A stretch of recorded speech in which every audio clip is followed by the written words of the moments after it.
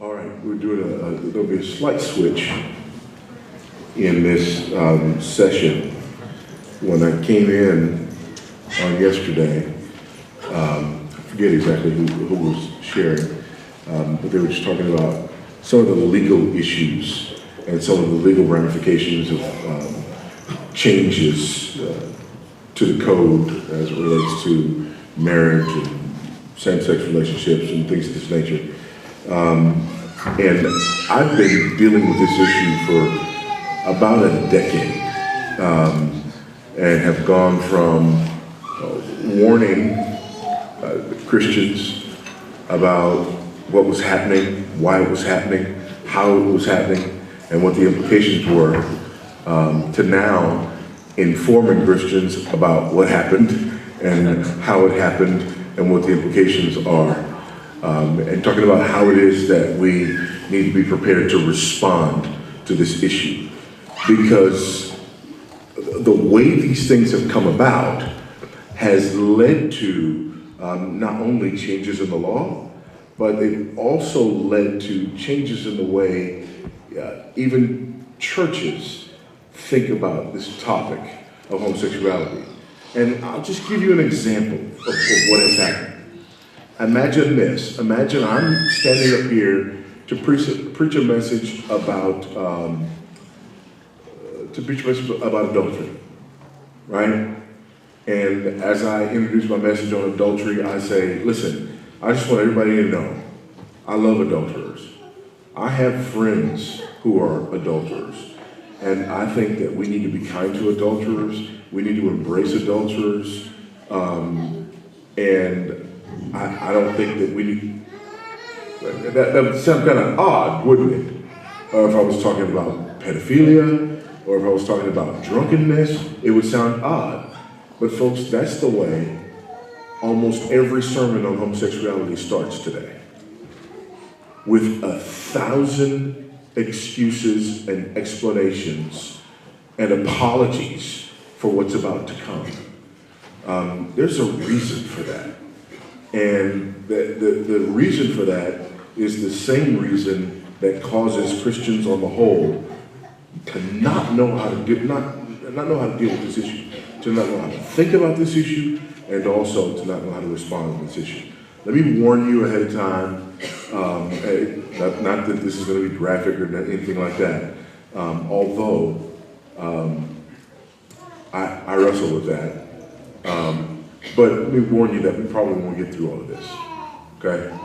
And as far as the graphic side of it, I really wrestle with whether or not this ought to be graphic, because one of the things I believe is I believe every person, before they vote on any issue regarding same-sex whatever, needs to go to a gay parade, a gay pride parade.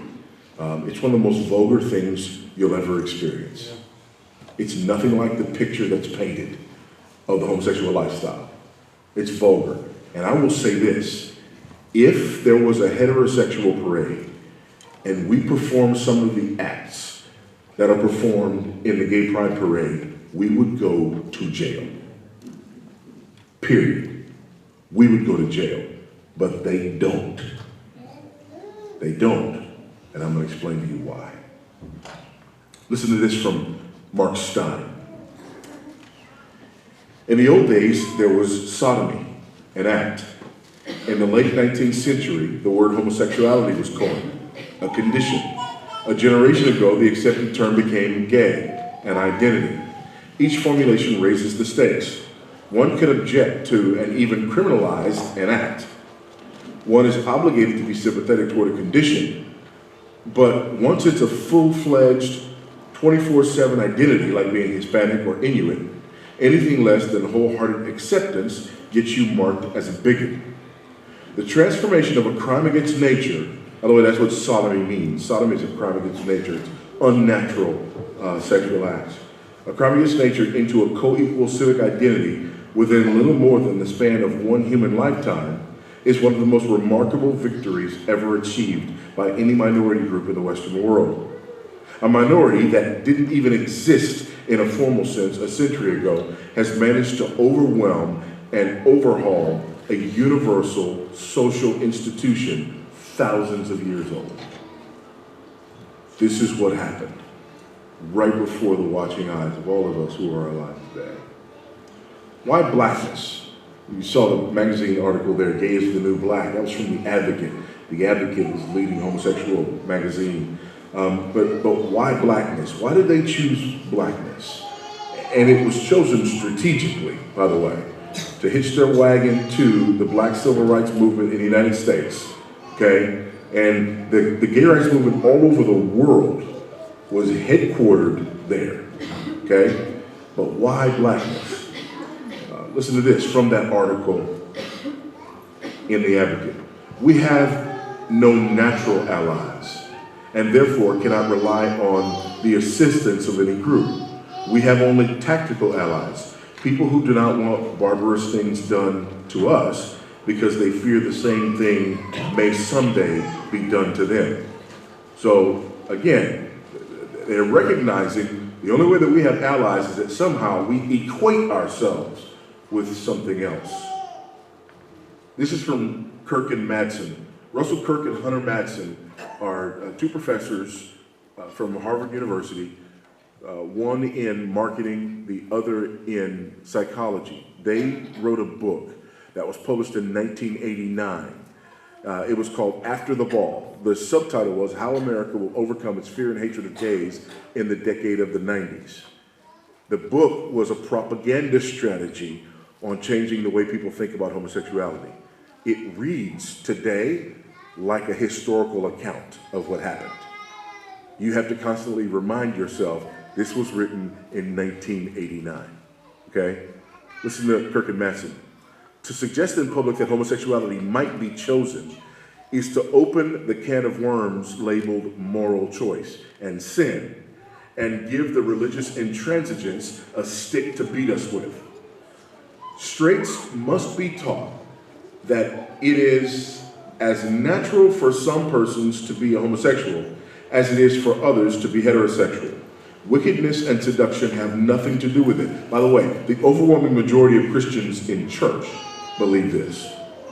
Kirk and Madsen not only didn't believe it, but according to their writing, they knew it not to be true and didn't care. It was important to their strategy that you be made to believe is true. Wickedness and seduction have nothing to do with it.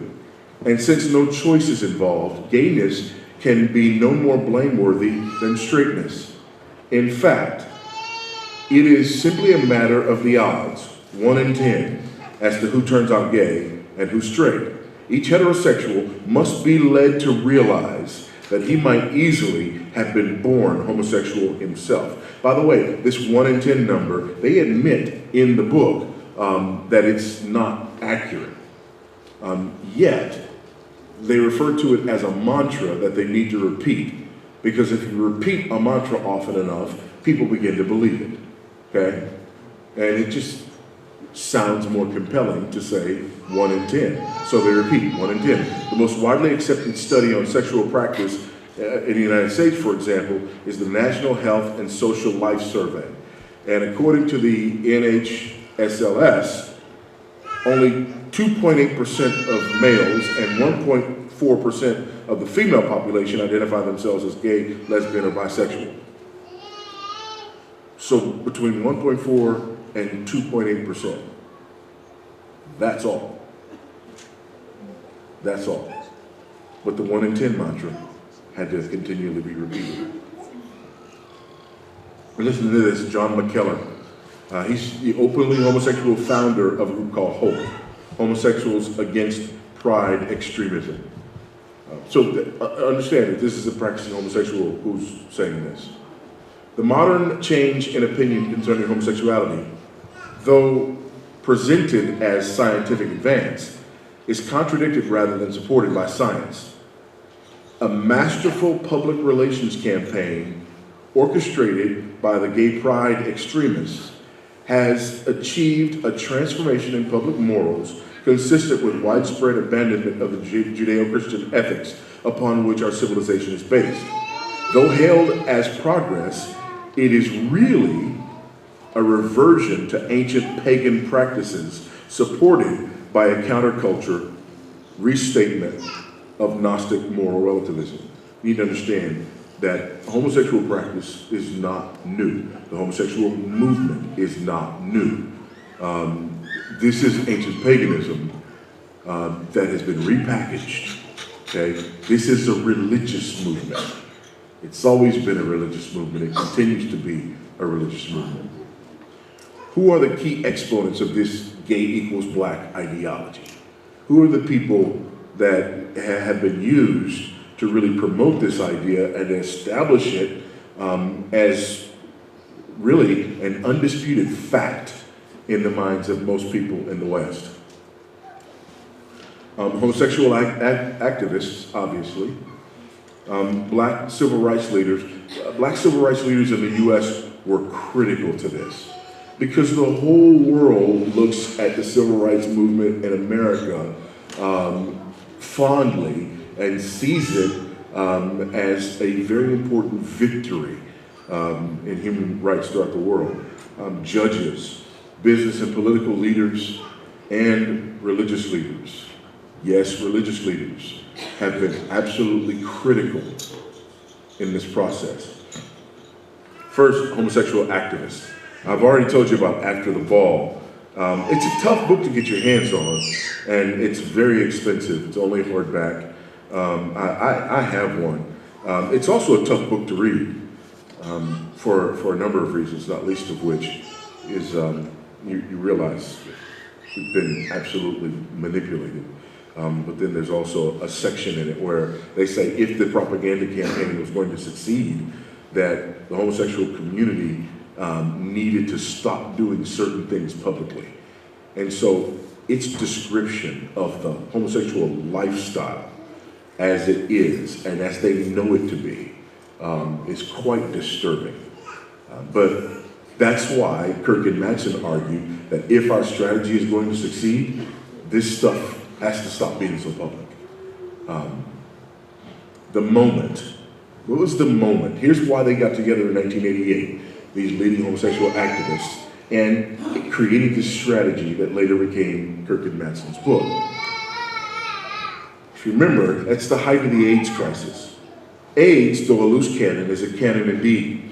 As cynical as it may seem, AIDS gives us a chance, however brief, to establish ourselves as a victimized minority, legitimately deserving of America's special protection and care. This, therefore, is the question and the challenge. How can we surmount our insurmountable opportunity? How can we maximize the sympathy and minimize the fear?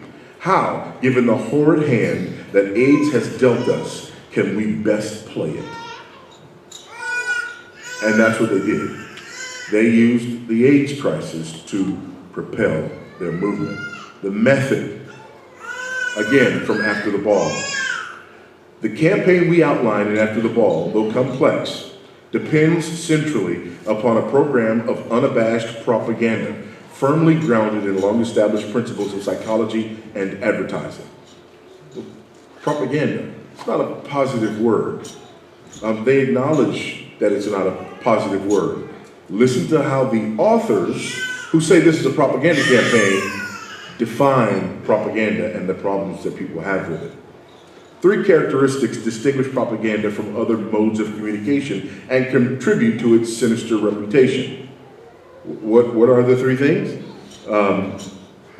It relies on emotional manipulation, it uses lies, like 1 in 10, among others, and is subjective and one-sided.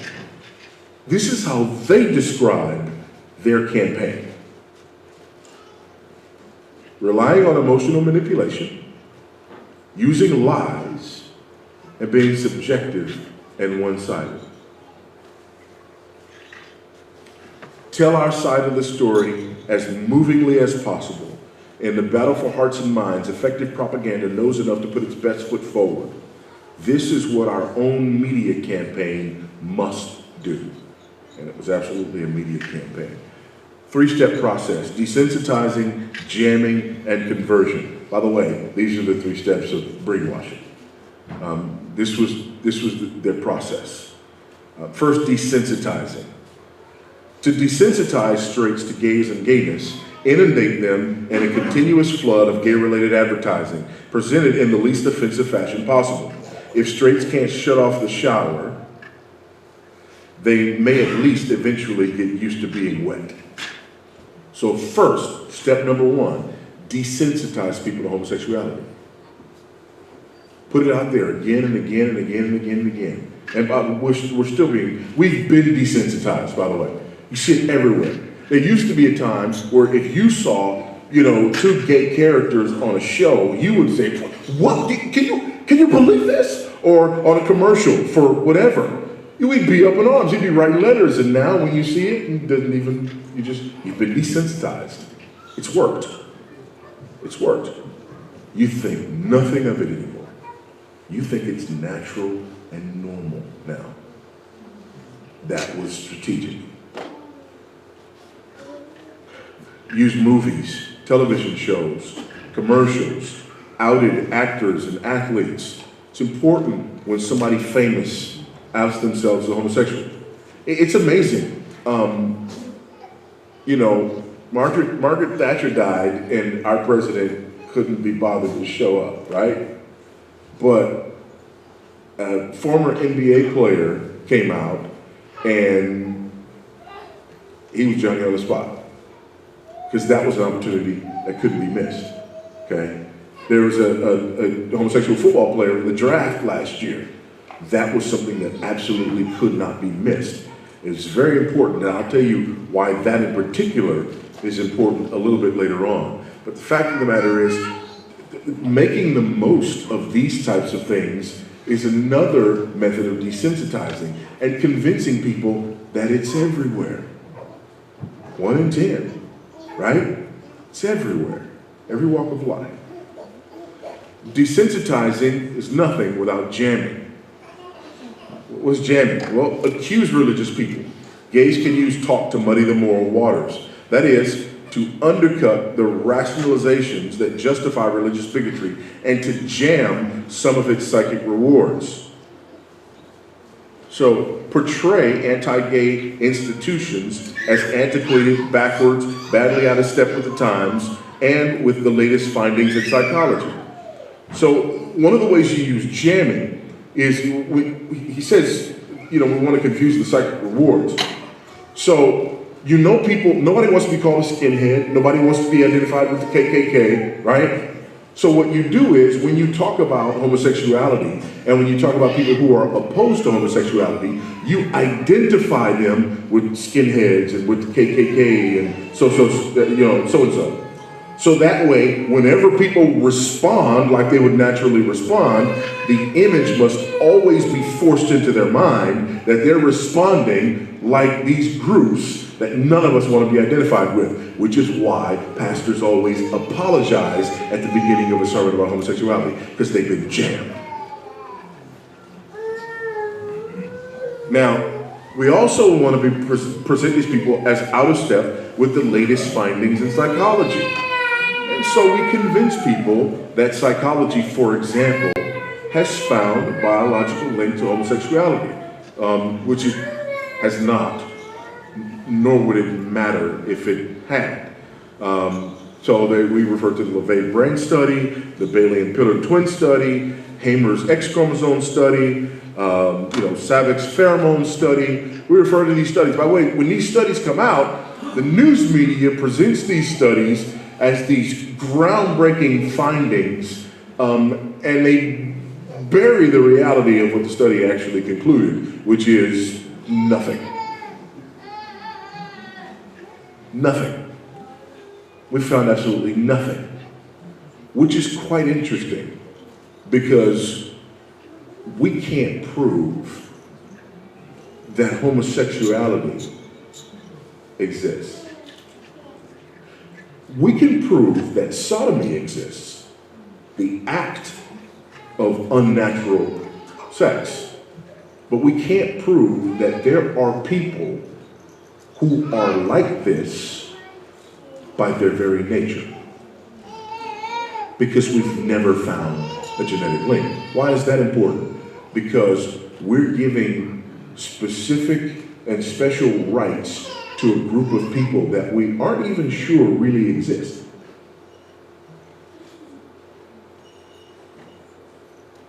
We know there are people who practice this. But again, if you want to know whether or not I'm black, you can test me genetically. You can see it, right? But you can also test me genetically to find that out. If somebody says that they're part of a particular group of people, right? You can test them genetically to figure that out. Somebody says they're gay, you just have to take their word for it.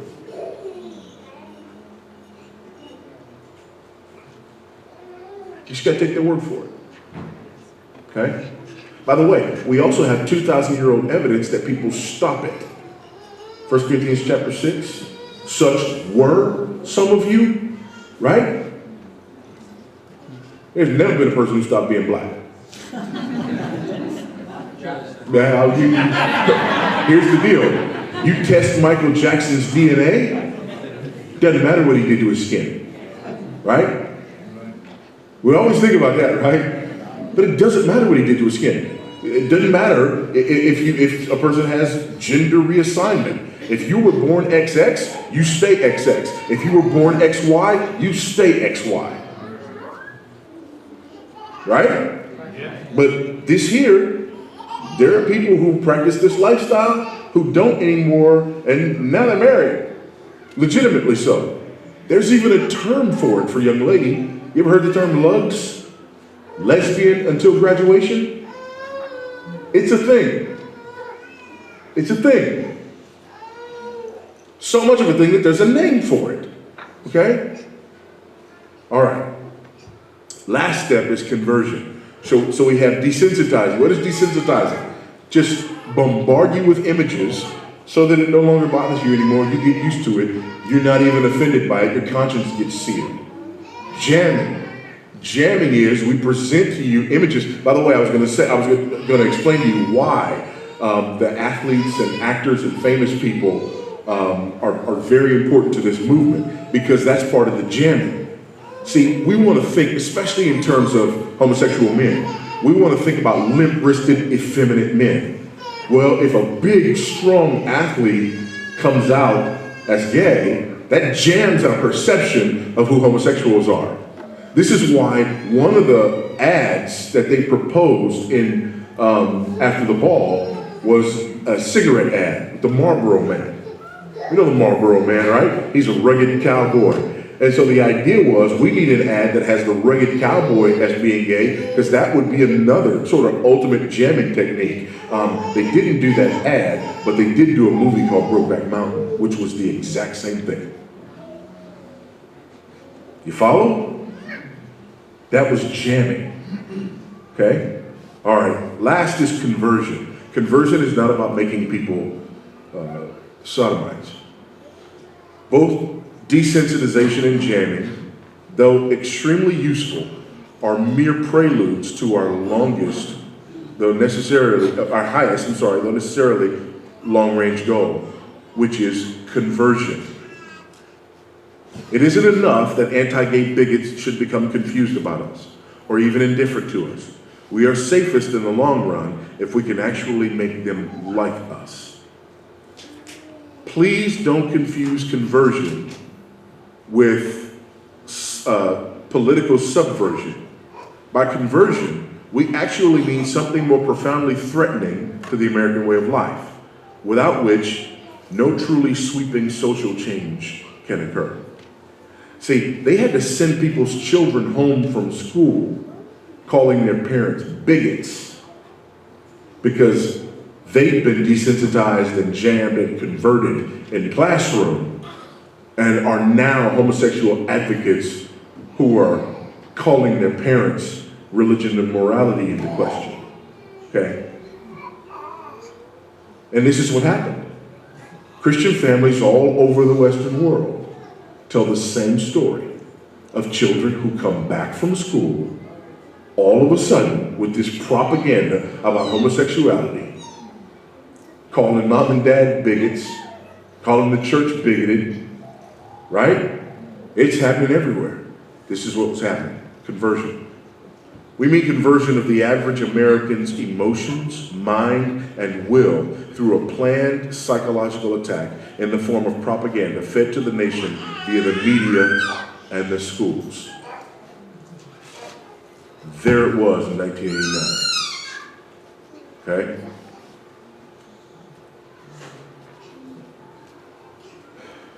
Coercion. This is the ultimate end of conversion. Coercion. Expressing himself with great vigor and perhaps an extremist tone, even for gay activists, ACT UP leader Steve Warren intoned an ominous-sounding alarm for religious Jews and Christians in his September 1987 warning to the homophobes. Despite the threatening tone, this was published by The Advocate, the nation's most prominent gay magazine. Listen to this. Number one, henceforth homosexuality will be spoken of in your churches and synagogue as an honorable estate. Number two, you can either let us marry people of the same sex, or better yet, abolish marriage altogether. Number three, you will be expected to offer ceremonies that bless our sexual arrangements. You will also instruct your people in homosexual as well as heterosexual behavior, and you will go out of your way to make certain that homosexual youths are allowed to date, attend religious functions together, openly display affection, and enjoy each other's sexuality without embarrassment or guilt. Number four, if any, by the way, this is to the church. Number four, if any of the older people in your midst object, you will deal with them sternly, making certain they renounce their ugly and ignorant homophobia or suffer public humiliation. Number five, you will also make certain that laws are passed forbidding discrimination against homosexuals and heavy punishments are assessed. Number six, finally, we will in all likelihood want to expunge a number of passages from your scriptures and rewrite others, eliminating preferential treatment for marriage and use of words that will allow for homosexual interpretations of passages describing biblical lovers such as Ruth and Boaz or Solomon and the Queen of Sheba. Warning, if all these things do not come to pass quickly, we will subject Orthodox Jews and Christians to the most sustained hatred and vilification in recent memory. We have captured the liberal establishment and the press. We have already beaten you on a number of battlefields. You have neither the faith nor the strength to fight us, so you might as well surrender now. That's the movement, folks. That's got us kowtowing. That's the movement that's got us saying the problem is the churches haven't been nice enough. That's the movement. This is what they did to it. This was 1987, folks. This is 1987. By the way, there's a Harvard law professor who recently wrote an article saying almost the same thing just last month. The 900-pound gorilla was never going to be happy with marriage ceremonies. The church must be crushed. This is not over by a long shot. If this is right based on the premise that they argued, we must be stopped. We must be punished. This is how they must deal with us. And yet, we think if we're just nice enough. Secondly, black civil rights leaders. Julian Bond, former head of the NAACP. African Americans were the only Americans who were enslaved for 2 centuries, but we were far from the only Americans suffering discrimination then and now. Sexual disposition parallels race. In other words, gay is the new black. Coretta Scott King, the widow of Dr. Martin Luther King Jr., banning same-sex marriage as a form of gay bashing, because gay is the new black. Michael Steele, former chair of the Republican National Committee. Now, the Republicans are the conservatives in the U.S., right?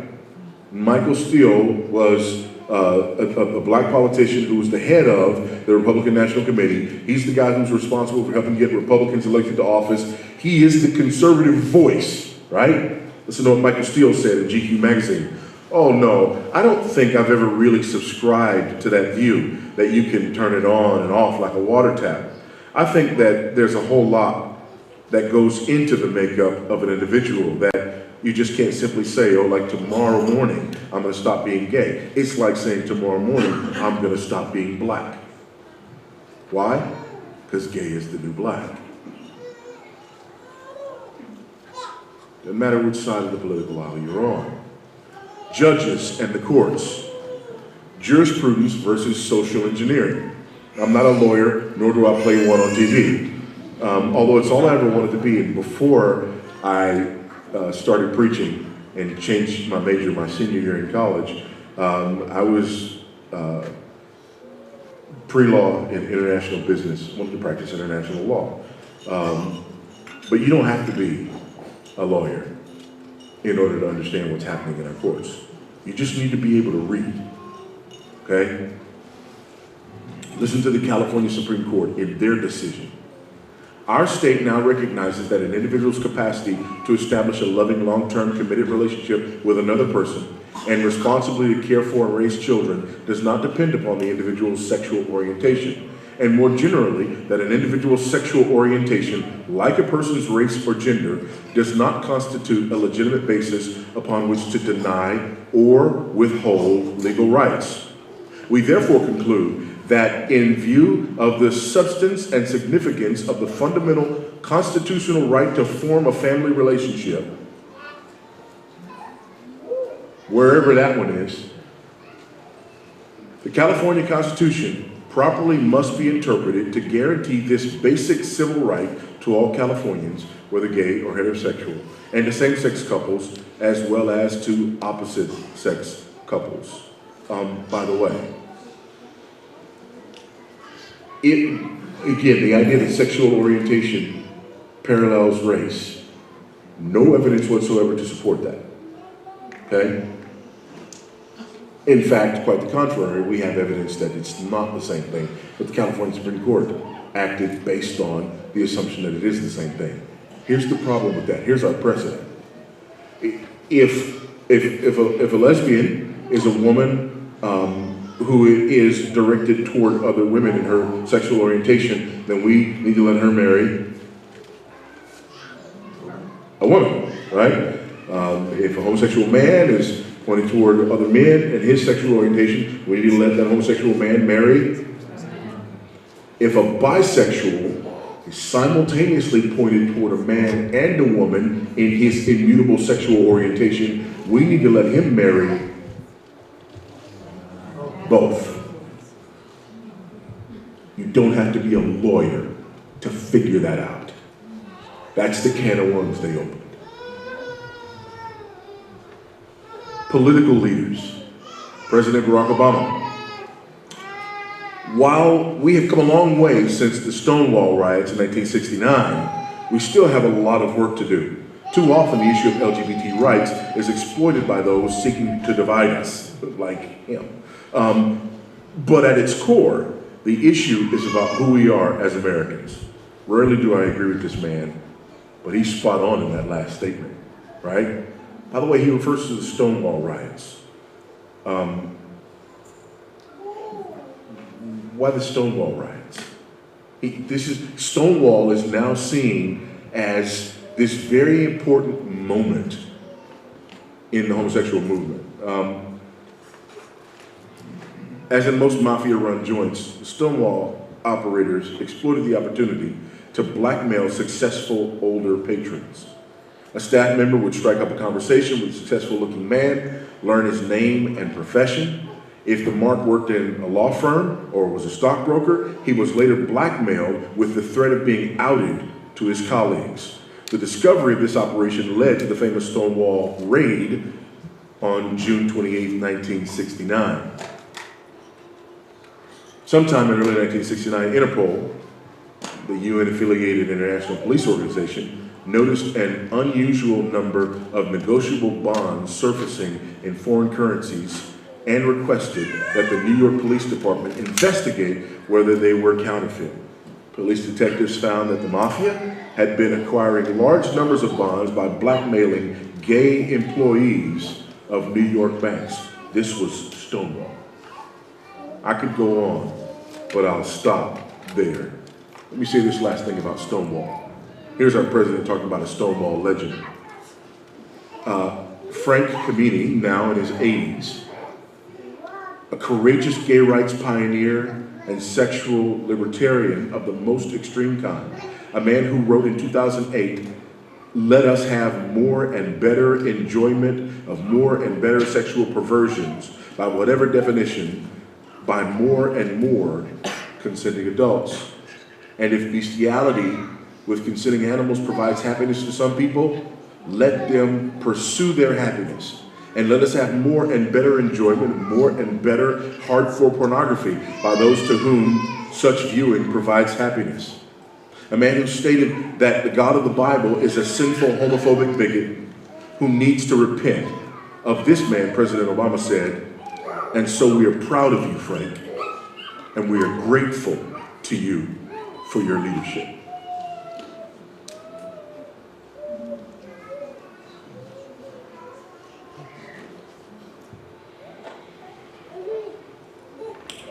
The Obama LGBT agenda, I'll leave that. That was in education. This is very important.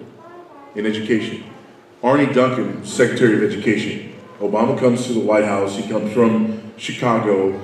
It's traditional that you bring secretaries of certain departments from your home state. So Arnie Duncan was the Secretary of Education in Illinois. And he did a great job because while he was Secretary of Education, only 83% of the students could not read at grade level. And only 87% couldn't do math at grade level. And only 77% couldn't write at grade level. And only 84% couldn't do science at grade level. So he was awesome. And then he was brought to Washington, D.C. to be Secretary of Education for the United States of America. Obviously because he was so awesome, right? Even more astonishing, the Secretary-elect managed to achieve these arresting results by spending a modest $10,555 per pupil per year. By the way, that would be $42,220 for a family with 4 children. Imagine having that much for your homeschool budget. And results that terrible. They take your kids, right? Why is this important? He started the Chicago Annenberg Challenge. Bill Ayers and Barack Obama served together on that board. Bill Ayers, Weather Underground, okay? Bomb police stations. At least one police officer killed by he and his wife, Bernadine Dorn. These 60s radicals in whose living room Barack Obama's political career started. These guys connected to the Annenberg Challenge. Endorsed the establishment of the Chicago Social Justice High School's Pride Campus. This was the first openly gay high school campus anywhere. That's Arnie Duncan. Arnie Duncan comes and he's now the Secretary of Education. Now, Kevin Jennings, you need to know who Kevin Jennings is. He's the founder of GLSEN, the Gay, Lesbian, Straight Educational Network. Their goal is to have a gay-straight alliance in every school. They're pretty close. Their strategy was to use the Safe Schools anti-bullying curriculum. The Safe Schools anti-bullying curriculum is a homosexual propaganda campaign.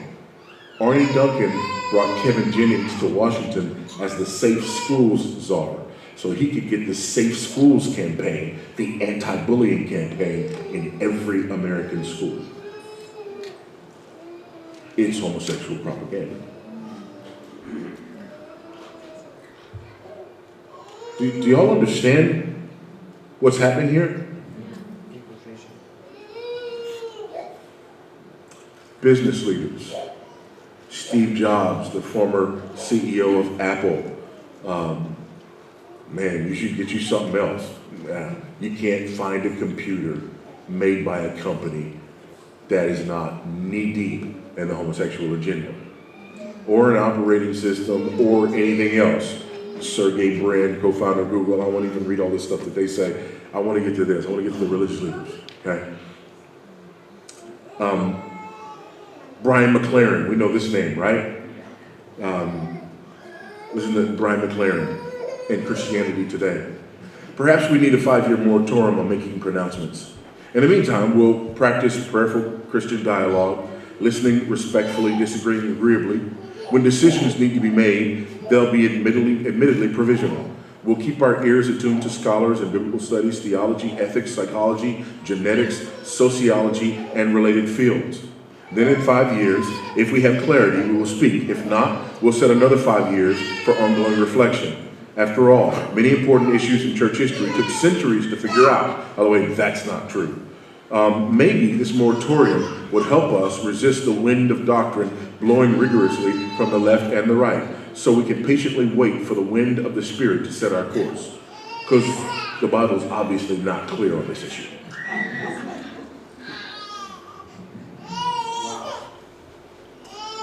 Gene Robinson, is that name familiar to you? Yes. The first openly gay Episcopal bishop. All right, that's Church of England on our side of the waters. People know that he was openly homosexual. What they don't know is that he was an admitted alcoholic and that he was a married man who abandoned his wife and children for his gay lover. That's the guy who became the first openly gay bishop in the Episcopal Church. He's disqualified not only because of his homosexuality, but his drunkenness and his abandonment of his family. But again, he was celebrated. The pro-homosexual strategy. Here's where the rubber meets the road, all right? And in these last minutes, let's just deal with this. Well, their strategy: ad hominem attacks, intimidation, question-begging logic, and genetic fallacies. Argument ad hominem. That's an argument against the man, okay? Against the person.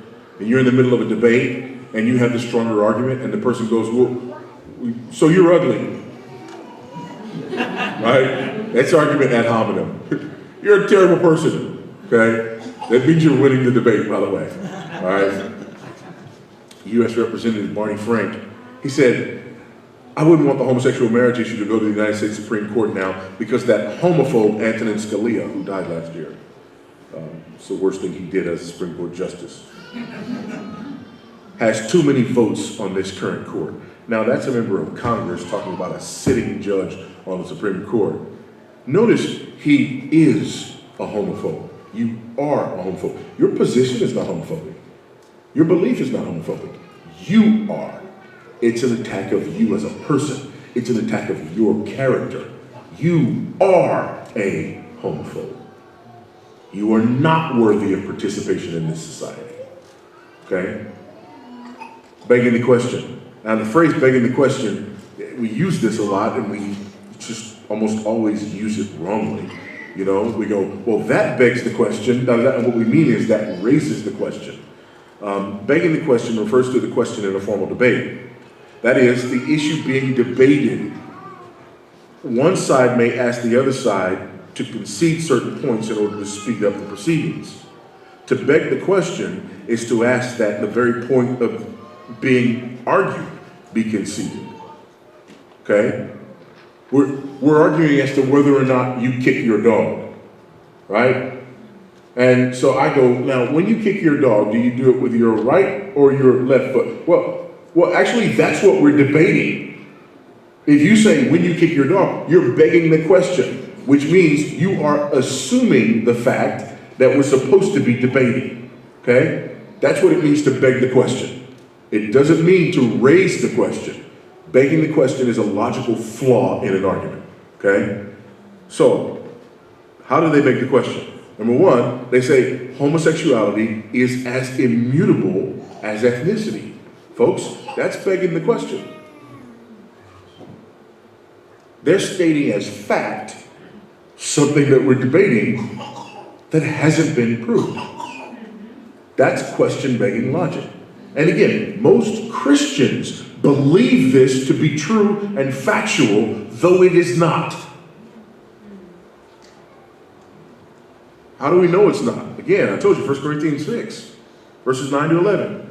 Do you not know that the unrighteous will not inherit the kingdom of God? Do not be deceived, neither the sexually immoral, nor idolaters, nor adulterers, nor men who practice homosexuality, nor thieves, nor the greedy, nor the drunkards, nor revilers, nor swindlers will inherit the kingdom of God. And such were some of you. But you were washed, you were sanctified, you were justified in the name of the Lord Jesus Christ and by the Spirit of our God. That's 2,000-year-old evidence that people stopped practicing homosexuality. We don't even need 2,000-year-old evidence. It happens today. It happens today. Second, homosexuals are denied a fundamental right when they are not allowed to marry. That's question-begging logic. It's not true, actually. Even without the laws being changed, homosexuals have always been allowed to marry. How could they be prevented from marrying if there's no test? Right? Listen to this. This is in an article a few years ago. I'm married with 2 children. 3 years ago, I found out my husband was having an affair with another man. He still lives at home and continues his relationship with that man. I don't have it in me to throw him out and get on with my life. I'm afraid to bring up 2 children alone. That means he's a homosexual and he's married. Right? Nobody took a blood test and said, actually, sir, you can't marry her because we just discovered you're homosexual and homosexuals aren't allowed to marry. Right? A married man, Thomas Beatty, who used to be a woman, says that he is pregnant and will give birth to a baby girl in July. Take it right out of the headlines. Yeah, just try to wrap your head around that one, all right? But here's the thing. There are people who evidently were homosexuals and they were married. Yeah, but you say, but they have to marry someone of the opposite sex. Yes, which means the law is applied to them exactly as it's applied to me, and that is justice. The Iowa Supreme Court recognized this, and listen to what they did. It is true the marriage statute does not expressly prohibit gay and lesbian persons from marrying. By the way, drop the mic right there. It should be over. That means the law is not being violated, and nobody's rights are being violated, because the law is being applied equally to all persons. They just admitted it. We're done, right? No, we're not. It does, however, require that if they marry, it must be to someone of the opposite sex. By the way, same for me. So still, no problem. Viewed in the complete context of marriage, including intimacy, civil marriage with a person of the opposite sex is as unappealing to a gay or lesbian person as civil marriage with a person of the same sex is to a heterosexual. By the way, did they prove that? No. They begged the question. How could you prove that? And by the way, this is law.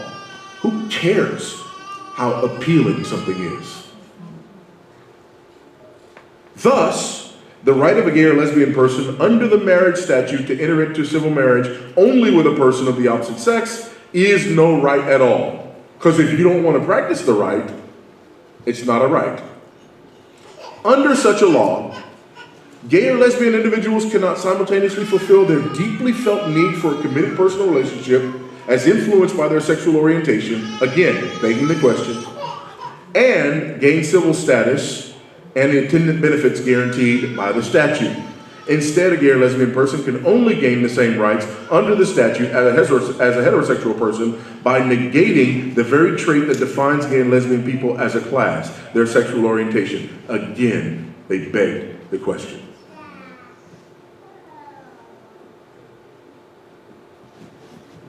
Here's the logic.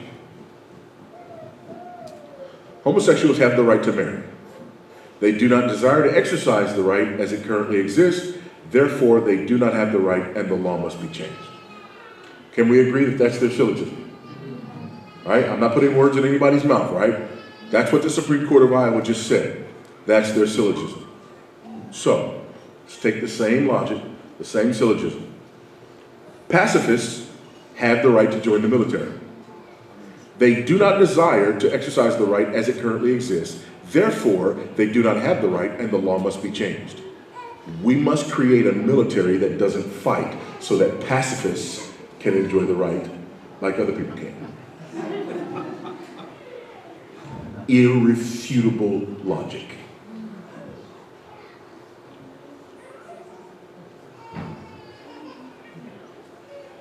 This is ironclad, folks.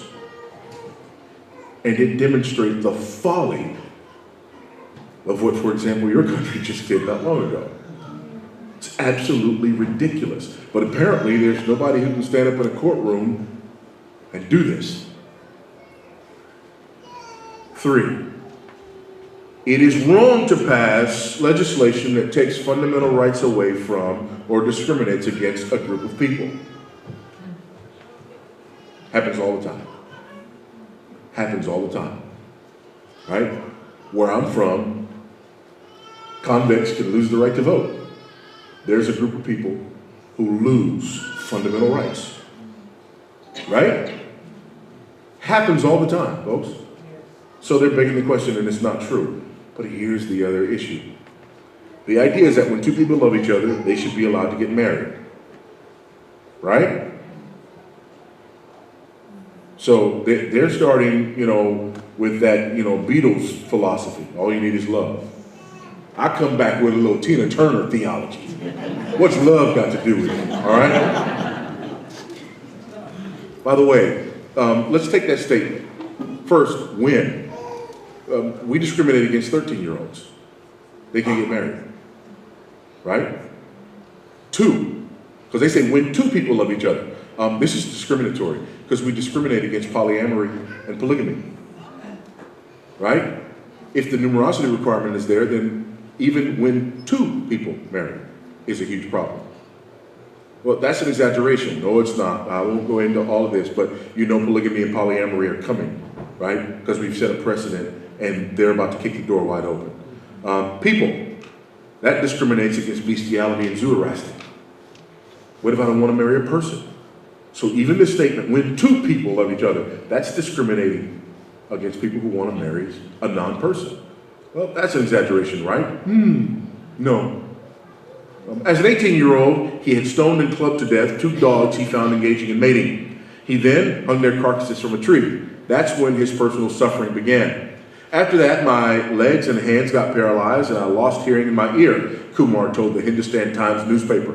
Kumar, now 33, living in the southern India district of Sivaganga, could no longer take the physical pain of the dog curse. So he sought the advice of an astrologer.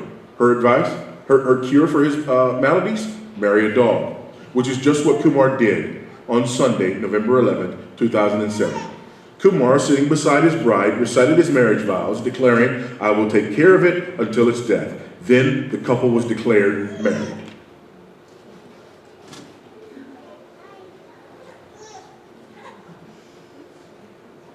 Still think it's an exaggeration? It happened. Does he now get to come to Ireland with his dog and get all the rights with it? Well, that's discriminatory. Because it's when 2 people love each other. And we said marriage shouldn't be discriminatory, right? We discriminate against 13-year-olds and 12-year-olds.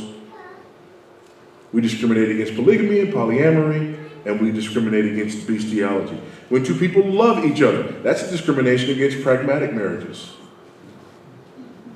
Not everybody marries for love, right? We say when 2 people love each other, they ought to be able to get married. When they love each other. This discriminates against people with multiple love interests who choose one over the other. This anti-discriminatory statement is discriminatory at every word. The idea is ridiculous that we shouldn't discriminate in marriage. By the way, I can't get married. Why? Because I'm already married. Well, that's discrimination against me. Are you smelling what I'm stepping in? We've always discriminated against marriage. We always will discriminate in marriage. We have to, because we're civilized people. Discrimination and other laws. This is Antonin Scalia. Oh, I miss this man. The Texas sodomy law undoubtedly imposes constraints on liberty. So do laws prohibiting prostitution, recreational use of heroin, and for that matter, working more than 60 hours a week in a bakery. Laws discriminate by their very nature. The genetic fallacy. Here's the genetic fallacy. Genetic fallacy is arguing that something that something is untrue because of where it comes from. Right? It's untrue because of where it comes from.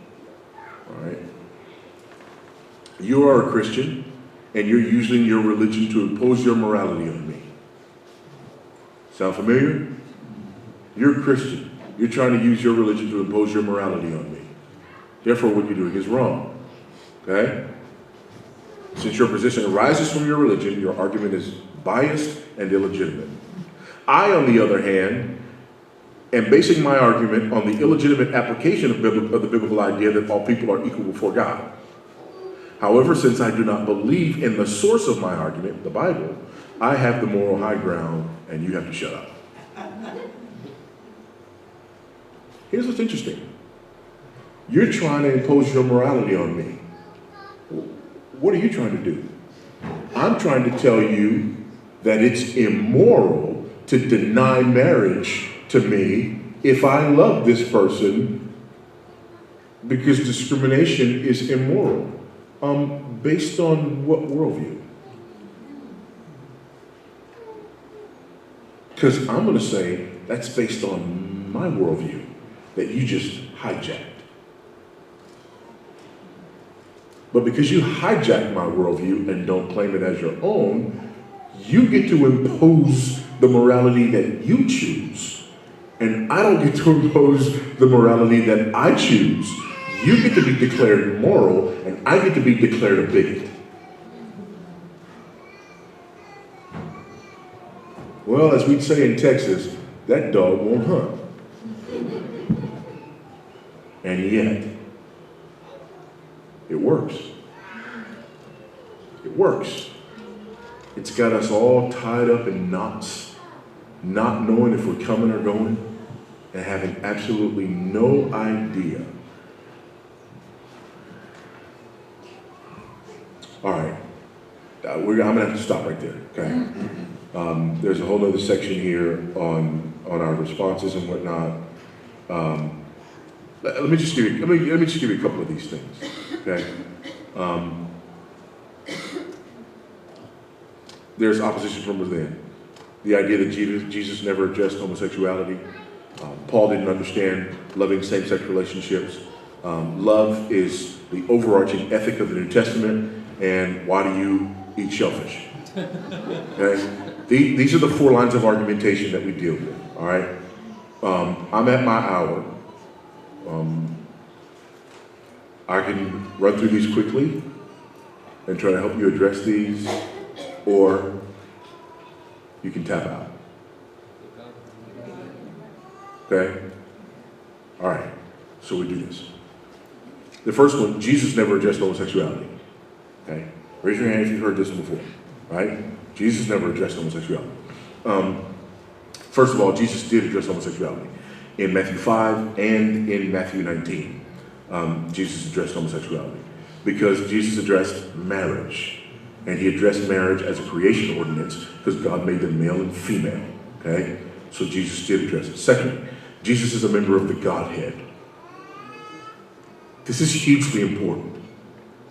This is hugely important, which means that Jesus was there in Sodom and inspired Leviticus. The Bible is a unit, and you can't pit Jesus against Paul. Okay? So, again, this is the thinking progression that we use in order to address that argument. It's ridiculous on its face. All right? Next, what Genesis teaches about marriage. We heard that earlier, okay? Jesus echoed that teaching from Genesis. the purposes of marriage, so on and so forth. I'm sorry, I'm going through these things quickly, but you've heard these things, all right? What's wrong with homosexuality? It's a violation of the created order, it denounces procreation, and it blasphemes the illustration. And besides that, it denies the need for sanctification. The other thing is, Paul didn't understand homosexuality. Matthew Vines, does this name mean anything to you? Okay? This is the new 900-pound gorilla in the church, all right? God and the Gay Christian is his book. He's writing this book as one who believes the Bible and who is reformed and conservative. And here's the essence of his argument. Paul is arguing against sodomy. He's arguing against the Greco-Roman practice of heterosexual men using other men for sex. He's not arguing against people who have a homosexual orientation, because Paul wouldn't have understood homosexual orientation. Okay? This is the Matthew Vines argument, and young people love it. Here's why. They go to school every day, and they're told your mama's a bigot, your daddy's a bigot, your church is a bigot, your Bible is a bigot, your God is a bigot, and they get pounded every day. All of a sudden, the Matthew Vines argument comes around, and they can hold on to the Bible and Christianity and stop the bleeding at school by embracing homosexuality simultaneously.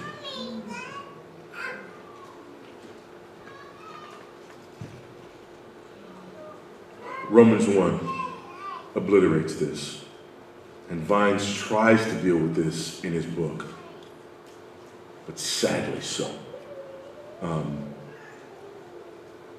We know Romans 1. For the sake of time, let's move. What's love got to do with it, right? It's the other argument, that love is the overarching ethic of the Bible, and these people are loving each other. Two lines of attack. First, God is love, and second, marriage is love. These are the two lines of attack. But is this love? There's the question. Matthew 22, 34 to 40. The Pharisees come and they ask him, when he silenced the Pharisees,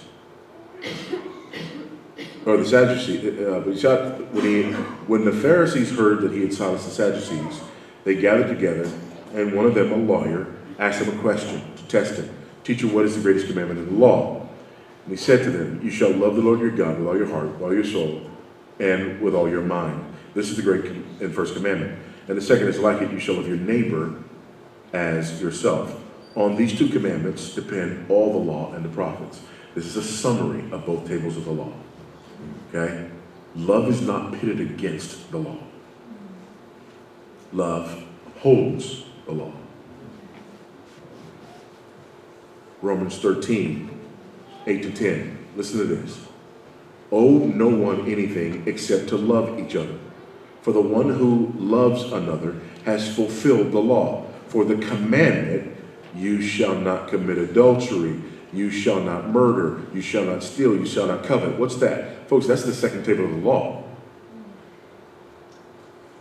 And any other commandment are summed up in this word. You shall love your neighbor as yourself. So Paul, just for those of you who are saying, well, you say that that's a summary of the second table of the law, but how do we know that? Well, because Paul just said that. Okay? Love does no wrong to a neighbor. Therefore, it fulfills the law. Notice he uses the word commandment there twice. So he's talking about the 10 Commandments, and specifically the second table of the law. All right? So the idea that you would pit love against law is completely ridiculous, and it's obliterated by the New Testament. True love hates sin. True love hates sin. 1 Corinthians 13, 4 through 6. Love is patient and kind. Love does not boast. It is not arrogant or rude. It does not insist on its own way. It is not irritable or resentful. It does not rejoice in wrongdoing, but rejoices in the truth. We're going to have a wedding. Sorry, I'm not going. You really? You're such a hypocrite. I thought you loved me, right? I'm your brother. I'm your sister. I'm your friend. And now you're not going to come because I thought you loved me. I do love you. But love does not rejoice in wrongdoing, and you're about to do wrongdoing.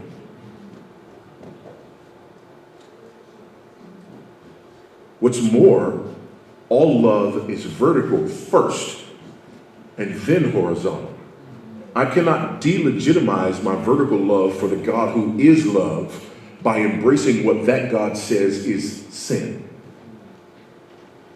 And I cannot prove my love for you by denying my love for God, because that would be idolatry. O you who love the Lord, hate evil.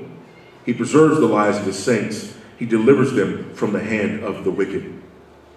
Let love be genuine. Abhor what is evil. Hold fast to what is good. Love one another with brotherly affection. Outdo one another in showing honor.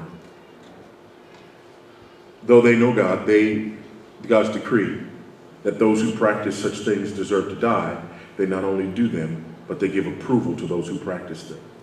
This is a warning to us, okay? True love judges according to God's standard. Everybody knows Matthew 7:1. It's the new John 3:16. The old John 3:16 is John 3:16, right? Everybody knew that. The new John 3:16, Matthew 7:1. People don't know Matthew 7:1. They don't know the verse, but they know what's there, right? Judge not, lest you be judged. And you keep on reading, and what do you find? You find this illustration of the speck that's in your brother's eye and the log that's in your eye. How does it end? You remove the log from your own eye and then leave your brother alone, because the metaphor here is judging. No, you remove the log from your own eye so that you can see clearly to take the speck out of your brother's eye, which is a metaphor for what? Judging your brother. Matthew 7 is about judging properly. It's not about not judging, okay? True love calls the wicked to repent. Ezekiel 3:18. If I say to the wicked, you shall surely die, and you give him no warning, nor speak to warn the wicked from his wicked way in order to save his life, that wicked person shall die in his iniquity, but his blood I will require at your hands. It is not loving to look at the wicked and refuse to call their wickedness wicked.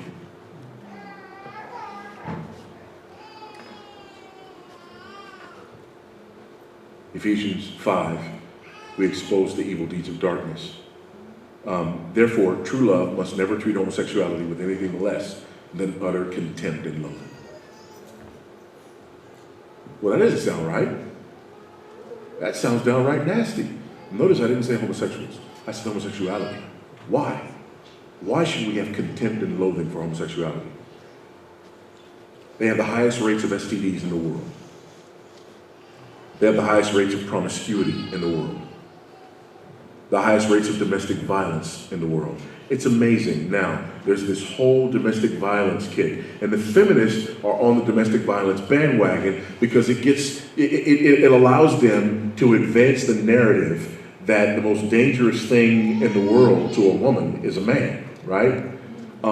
Lesbian relationships are far more violent than heterosexual ones. Their rates of domestic violence are off the charts. Highest rates of alcoholism and drug abuse. Highest rates of depression. Highest rates of suicide. Males take 20 to 30 years off their life expectancy. Folks, this is not a lifestyle, it's a death style. Homosexuality is to be looked upon with utter contempt and loathing because it destroys and dehumanizes people. We cannot celebrate this. Not if you know what it is. Okay? The New Testament. Sodom and Gomorrah and the surrounding cities, which likewise indulged in sexual immorality and pursued unnatural desires, serve as an example by undergoing punishment of eternal fire. Why is this verse important? Because there are people who argue, no. Sodom and Gomorrah, they got punished because of a lack of hospitality. Yeah, Jude says otherwise. Jude says otherwise. Okay? So, why do you eat shellfish? Right? Why do you eat shellfish? In other words, why do you pick and choose? You say it's an abomination, and I like to lead people to Leviticus to talk about this issue because I want them to bring up this argument. There was an episode of The West Wing where President Bartlett is talking to a woman who's supposed to be like, what's the lady psychiatrist? Dr. Laura Schlesinger. and they're in the West Wing during this party, and he says, I like your show. I like how you call homosexuality an abomination.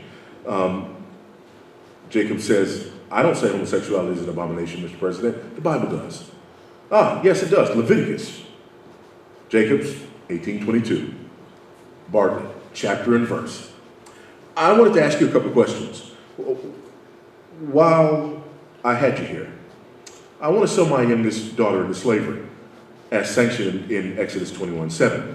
She's a Georgetown sophomore, speaks fluent Italian, always cleared the table when it was her turn. What would be a good price for her? While you're thinking about that, can I ask you another? My chief of staff, Leo McGarity, insists on working on the Sabbath. Exodus 35:2 clearly says he should be put to death. Am I morally obligated to kill him myself, or is it okay to call the police? Here's one that's really important because we've got a lot of sports fans in this town. Touching the skin of a dead pig makes one unclean, Leviticus 11:7. If they promise to wear gloves, can the Washington Redskins still play football? Can Notre Dame? Can West Point? Does the whole town really have to be together to stone my brother John for planting different crops side by side? Can I burn my mother in a small family gathering for wearing garments made of two different threads? Think about those questions, would you? This episode was so popular because it put Christians in their place, and it gave what has become the most popular line of argumentation for personal disputes with homosexuals and Christians. The why do you get to pick and choose line of argumentation. For the sake of time, and I write about this in my latest book, Expository Apologetics. For the sake of time, let me give you the answer, okay? Here's how you respond to that. And I'm really gonna shut it down here, okay? All right, we'll end with this. So I bring up Leviticus 18:22 and the abomination because I really want them to ask me this question. It's kind of like a boxing technique. There's a saying in boxing, don't hook with a hooker, okay? And it means if there's someone whose strongest punch is their left hook, and your left hook is not your strongest punch, if you rely on throwing your left hook, they're gonna throw theirs faster and harder than you do. They will knock you out before your punch ever reaches them, okay? And so don't hook with a hooker, right? So if you're a person whose left hook is really strong, you may come in the ring and put your right hand down a little low to invite this person to throw their left hook. Because you know by the time their shoulder flinches, yours will land, right? That's what we're doing here. I want them to bring up the why do you pick and choose argument. I really do. So I put my right hand way down here. Like, please punch me right there, okay? And they go, oh, really? Well, you eat shellfish and you do this and you do that. Why do you pick and choose? Oh, it's interesting that you should ask. Number one, I pick and choose. Well, first of all, before we get there, let me be clear. You also pick and choose. Well, what do you mean? Well, Leviticus 19 talks about lying to your neighbor and withholding good from your neighbor, right? It talks about lying in court. You don't want any of that, right? Well, no. Okay, so you pick and choose as well. Yeah, well, I don't pick and choose because it's in Leviticus. Actually, you do. And you were raised in a culture that put that in you. The fact that you don't know you pick and choose is irrelevant. You pick and choose. So first of all, get down off your moral high horse. Because you pick and choose just like I do. The difference is I know why I pick and choose and that I pick and choose. You not only don't know why you pick and choose until I just informed you, you didn't know that you pick and choose, okay? Secondly, I pick and choose because not all laws in the Old Testament are the same.